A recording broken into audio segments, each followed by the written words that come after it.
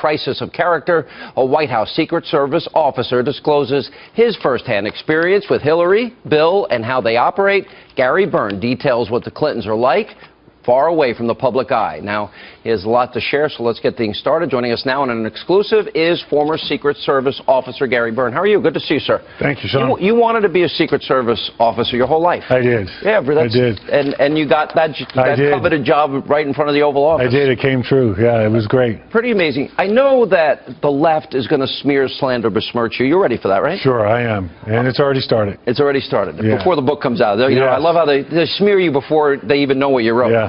I'm going to start at the end of the book, because you talk about why you wrote this book. You said, what I learned from the Clintons firsthand the hard way is important. In 2016, she's running again, and you felt compelled to tell the story because why? Let me ask that. Because I want Americans to know what the real Clinton administration is like. Mrs. Clinton is not a leader. She's a very, very angry person all the time. I've seen many instances that I talk about in my book, Crisis of Character, where she displays this holier-than-thou attitude, do as I say, not as I do. She's a dictator. She comes across as a dictator. I've seen her berate many people, and myself included. And I've never seen any example that would lead me to believe that she could lead this country. I mean, you know, you describe a woman that is very phony. In other words, you talk about how she'd tell you to go to hell, or tell another agent to go blank himself. Correct. And how she threw a Bible at a Secret Service officer or agent. Agent. Yes, sir. Okay, and the vase story, which we'll get to in a minute. Right. But if the cameras were on, she was close to Bill, but it was manufactured. It was not real. Absolutely. Camera goes off, different person. Yeah. And if she had guests, she'd say, oh, he's my favorite Secret Service guy. Sure. She actually did that to me one time when she berated me about an hour before over something, and then introduced me to this tour from Arkansas, a group of people that were getting a special tour, and told them what a wonderful, I was her favorite officer, and patted me on the back, and almost to the point where I almost believed her, but I knew what the truth was. And I'd seen this behavior before. You said, and with Hillary Clinton's latest rise, I realized her own leadership style, volcanic, impulsive, enabled by sycophants, disdainful of the rules set for everyone else, has not changed a bit. A lot has been made about temperament. And the temperament of a president. You're describing someone by far that does not have control of her emotions or temperament. Yeah, she exhibits some very dangerous behavior, as I would describe it. She gets angry at things that are policy issues that, you know, take time to fix, and she's got this attitude where she wants things fixed right now, immediately.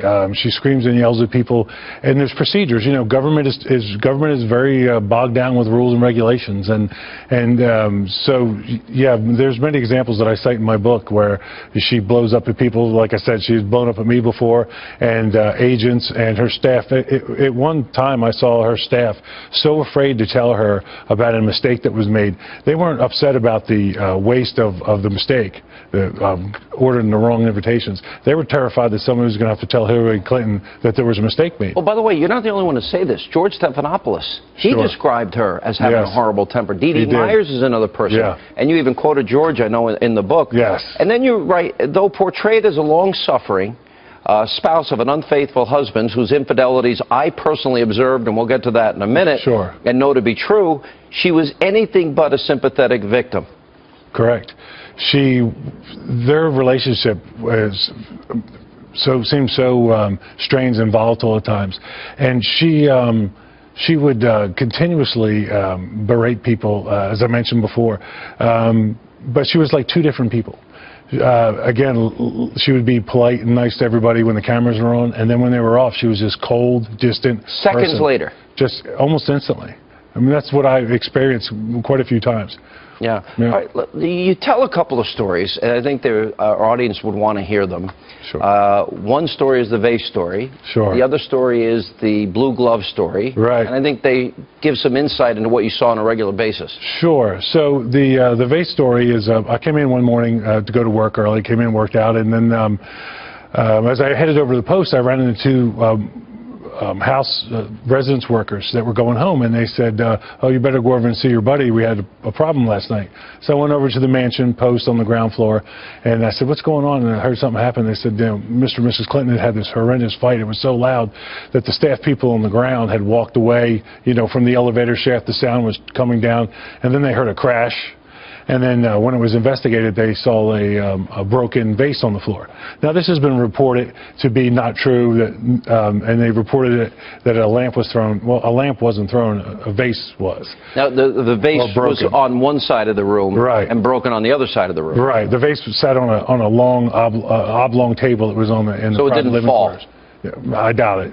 Yeah. So it looked like it had been launched and it was shattered. And then the reason I know this is true is because when I heard the story, after I heard it, having worked at the White House and know how the White House works, I knew if something like that had happened where the debris would be. So I walked down to the curator's office and looked inside the curator's office, and there was a cardboard box with the mostly blue and some white on it base. Yeah. So I knew it was true. Yeah. Tell us a story about the blue glove. So the blue glove incident. You're talking about like medical gloves. Right. The uniform division officers are required to wear these gloves, and for everybody. Yeah, when you're searching people. Right. And Congressman Barney Frank came in with some representatives, and as they were putting the gloves on, and Congressman Frank asked why they were wearing the gloves, and he said, the officer said, why do you think? And so they felt like the uniform division was being rude to them. So when they got into the mansion, they started complaining about it. And when it got to Mrs. Clinton, she pretty much came unglued. I actually got phone calls from my coworkers over there who told me the story and said she was on her way over to the Oval Office, that she was furious. You tell that it ended up that she literally went down to the Oval Office to see Bill Clinton. Yes. Wanting all the agents fired. All the uniform division officers. All the uniform division officers fired. Yes. They were always against us from the beginning because they had worked for former President George H.W. Bush. Right. She was paranoid about us, and for no reason. I know it sounds silly for me to say this now because I'm talking about it, but we're incredibly loyal to them. And many times, as I detail in my book, Curses of Character, I tried to help them. I tried to do the right thing for them and hide some of this stuff, but you couldn't help them. It's this perpetual scandal, one after the other. It's like you can't help them help themselves. Yeah. And this temper issue of hers was not uncommon. This was a regular, you described somebody that has almost on a daily basis. Sure. Maybe a daily basis, not so much, but certainly a lot. I saw it so much that I became numb to it almost. And I always go back to what I was told by a sheriff from Arkansas one time. And we were debating whether they would get elected. This is before they started running. I was down there on a protection detail for former President George Herbert Walker Bush. And the guy said, "Let me tell you something about these people, Gary. I've known them for years. Everything you hear about them's true, and if they run for office, they'll get elected, and they'll be there for 8 years." Yeah. And he wasn't just, he was serious as a heart attack. He almost looked right through me. And he knew these people deep, well. Yeah. So it's just the same thing that we heard about in Arkansas, all these rumors, it became true at the White House. And would these fights be something common knowledge? Everybody knew there was a lot of fighting. Look, I know we did a pretty good job of hiding it. We helped them hide it. That's our job in this. So you helped them also hide his infidelity. Well, yeah, I did. I did. At one time when the Navy steward came and was complaining to me near the Oval Office that he had found these towels that were stained with lipstick and other and some fluids, that he was concerned and that he was tired of cleaning up after the president's affair. And in one particular case, I actually took the towels from him, Sean, and put them in a plastic bag, and I destroyed them. I want to get back to that in a second here, but you describe her as dangerous, abusive, and paranoid. Yes. Yes, one of the first things when they first came to the White House, about 2 years before they got there, the Bush administration put in this brand new state-of-the-art telephone system. Well, when they came in, they wanted it changed because they thought the Bush administration... Bush has bugged them? Right. Yeah, that's kind of paranoid. Yeah, and it sounds so crazy when you think about it. And so they went and had the phone system changed and they didn't know it cost money. They actually didn't have the money to pay for it at the time. Before I get into all the issues involving Bill and her and what she knew or didn't know and covering up and lying and you being put in the middle of all this, people use drugs at the White House? Yeah, there were some issues. One of the ones I comment in my book, and I'm very careful not to tell too much about it because I don't want, hopefully this person got on with their lives and live a healthy life. But there was this one particular staff member that they'd come in the morning and they'd be so beat up and exhausted looking, worn out. Exhausted, and to the point where they couldn't even say good morning, and they'd go in their office and then they'd go into the bathroom and they'd come out of the bathroom completely elevated and happy and smiling, and it was obvious you thought coke was being used. I did, and then later on I was told that this particular person actually they did something similar to an intervention and got her help and got her to a clinic, and I never did see her again, but I understand she did all right. So. Okay. Welcome back to Hannity. So earlier this month, when details from Gary Burns' tell-all book began coming out, well, the Clinton campaign, they went on the offensive, releasing a short statement saying, quote, Gary Burns joins the ranks of Ed Klein and other authors in this latest in a long line of books attempting to cash in on the election cycle with their nonsense.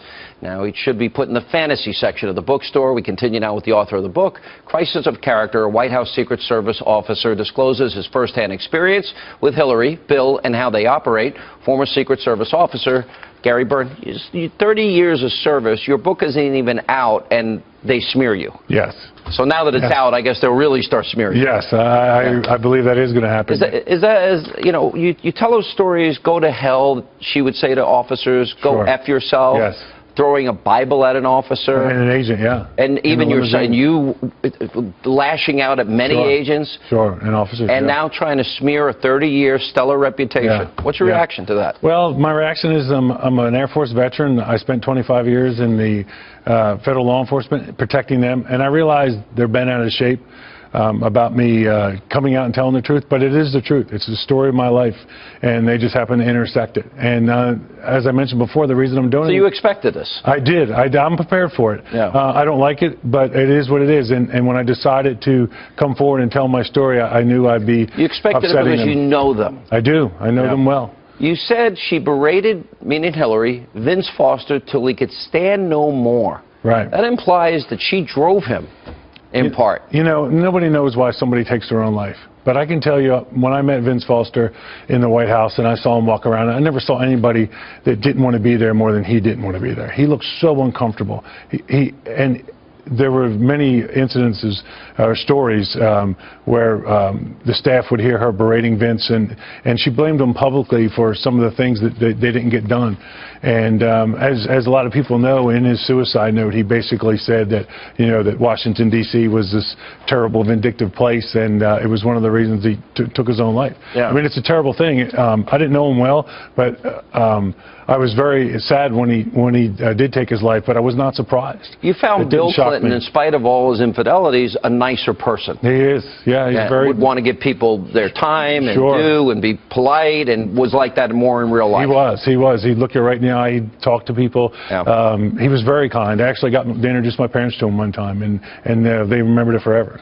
You knew about many affairs. We don't know about all of them, do we? No, and I don't know about all of them. I just certainly know about... But this is the Oval Office. This is the President of the United States. Isn't that a national security threat? Yeah, I would think it is. I mean, my question was at the time when I was being forced to testify and being... And you didn't want to testify? No, I never wanted to talk about this at all. Never. And I know that sounds silly now because I'm coming out, but clearly I've walked through some door where I think it's time and it's important to do. How many women do you know for sure he had affairs with in the Oval Office?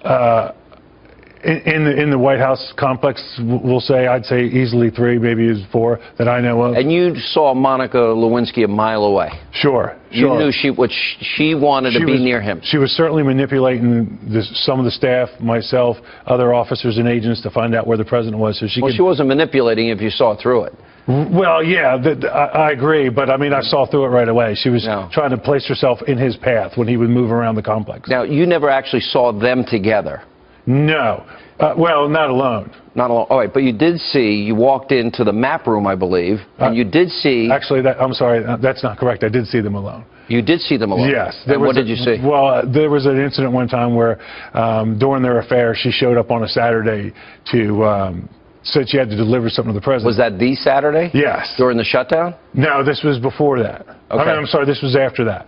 This was after that, and she showed up on a Saturday under the pretense of delivering some newspapers or something, which she already had copies of. The staff wasn't in yet because it was Saturday. Right. And so I blew her off. I told her to leave, and about 5 minutes later, the Oval Office door opened up, and the president said, Somebody come by? Yeah, if somebody tried to deliver something to me, and I looked at the agent, and he's like, and after the president closed the door, he said, I told you, Gary, stay out of it. Don't stop trying to stop her. You know, Wow. you don't know what goes on out on the road. So Out on the road. So in other words, he was telling you that this is nothing. right. That was yes, exactly. That's what he was telling me. So you knew that something was going on there, Right. but you actually walked into the map room and saw the president with former presidential candidate Vice President Mondale. Yeah. And With his daughter. Yeah, with his daughter. Yeah, so I stopped by on the way from the East Wing to the West Wing to say hi to a friend, and one of the Navy stewards walked up with a shirt for the president, and the president was waiting in the map room for him, and the steward opened the door to walk in the map room, and he was looking back at us and not into the room.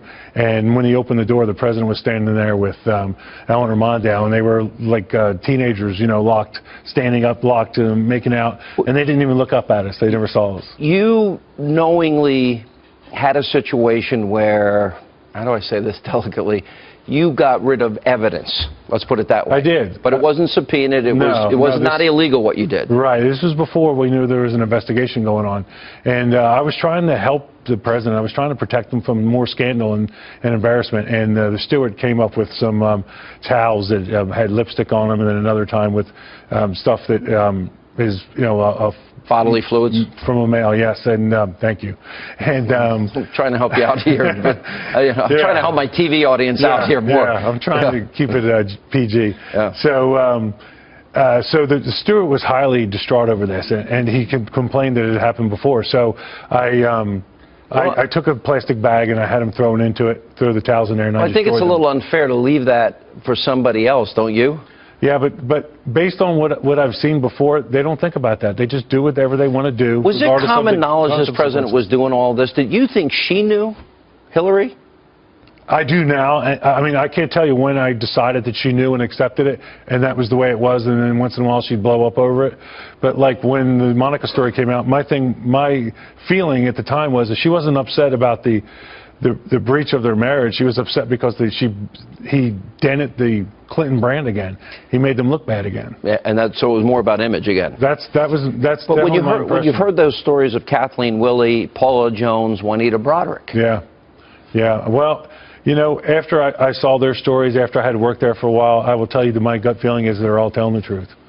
I mean, you can't act like that. I mean, he's been acting like that his whole life. And I do believe, especially Kathleen. But if everybody, how did he possibly keep it contained? Did he not know that as the president? He doesn't, and he doesn't seem to care. He just keeps behaving in that odd, it's like a vicious cycle. And welcome back to Hannity as we continue now with former Secret Service officer Gary Byrne, his explosive new book, Crisis of Character. You didn't finish the story about the vase, because that morning he came down after that vase was broken, and he had a black eye, like a big black eye. Sure, sure. So after the incident, when he came, the next time I saw him in the Oval Office, he had a mark under his eye. You could see they were trying to hide it with makeup. And when I walked Obviously not. Yeah, no. And I walked into the secretary's office, and I said, what happened to the president? He's got a mark under his eye. And his assistant, Nancy Herrenreich, said, oh, he's allergic to coffee. And I said, under one eye? I don't understand that. Yeah, that doesn't make sense. Right. But there was really a crisis. The Secret Service had to decide whether or not his own wife was a physical threat to the president. Right. How big an issue was that? It was a concern. I've discussed it with other officers at the time and agents. What do you do about a domestic dispute? What if the president? And what was the answer? Each situation is different. You know, you have to protect the president, the protectee, and you have to protect the first lady. But you know, if he gets caught with some woman and she goes ballistic, then what happens? So you were the door. You were like the doorkeeper. Pretty much. You were the guy in front of the Oval Office door. Yeah. If somebody got in to see the president, they had to go through you. Pretty much. Okay. Me or the other. There were 6 officers. How often would you know that that person was there for another reason, to be with the president in a romantic way? So the way it worked would be like if I came up and relieved somebody on post, the officer that I'm relieving is going to say, hey, you know, he's in there with Lewinsky or whoever, and you know, they've been in there a while. Just a heads up. So it wasn't like we were gossiping. You have to pass this stuff on. Right. You don't want to blindside your coworker. So you always pass this information on. And we were concerned. I mean, what if she did catch the president in a compromising situation? But you had a plan for that. Wherever Hillary was, you guys were communicating if she was headed down, and then you'd have to go warn him. Well, I never actually warned them, but yes, that was the plan. Like, yeah, that was a plan. You had a plan in place, basically. Yes. I mean, that's all right. Let me play. I pointed out on this program and on my radio program that she's often angry. Yes. Somebody you're describing with a volcanic temper. Yes. Let's play some of Hillary. And I also think we'd be a lot better off if we actually talked to each other instead of yelling at each other. I'm so sick. I am so sick of the Sanders campaign lying about me. I'm sick of it. I think it's time we treated everybody in this country with respect, with kindness, with love. I know we can create more good-paying jobs and raise incomes for hardworking Americans again. I know that we can finish the job of universal health care coverage for every single man, woman, and child. I know we can combat climate change and be the clean energy superpower of the 21st century. I know we can make college affordable and get student debt off the backs of young people. She does seem angry a lot. Right. And you're saying behind closed doors when nobody's looking, she's that angry person always. Mostly. Or distant, cold. What I've been looking at there, Sean, doesn't concern me too much. That's her being a politician. The kind of anger I'm talking about is where she just almost can't even complete a sentence. She starts yelling, screaming, cussing. You know, I talked in the book how she... By the way, mistreating people in their positions. Sure. All the time. Yes, the uniform division officers, agents. So this is like you're describing a phony, fake, fraudulent human being. Absolutely. All right, let me give you an example. This is Hillary, you know, saying she remembers landing under sniper fire when she went to Bosnia. This is what she said. I remember landing under sniper fire.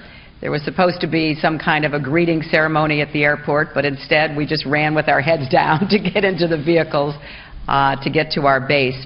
Great image making, but here's the problem. We have the real video, and this is it. This is Hillary arriving not under sniper fire, but she walks up to a group of young girls who give her flowers and give her gifts. That's not exactly sniper fire. So is that the person that you're trying to warn America about? Yes. Explain. In other words, she sits with an interview with Bill. You think they're the happiest couple together. The light goes off. She hates him. Right.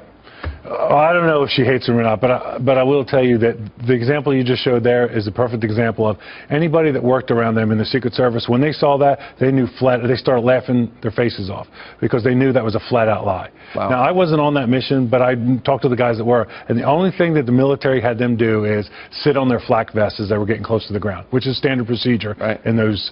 But when she made the claim that they were under sniper fire, I knew it was a lie. I want to go back to where we started. You feel compelled to do this. I do. You never signed a non-disclosure. You have the right to do it. Some people wish you didn't do it because of the position you're in. Now guys do have to sign non-disclosures. They do, starting in, I believe, 2004. Okay. What is it, the final question, what do you want people to know what you saw in their years as president? Well, first thing I'd like you to know is I'm not comfortable about talking about this, but I feel so strongly that people need to know the real Hillary Clinton and how dangerous she is in her behavior. She is not a leader.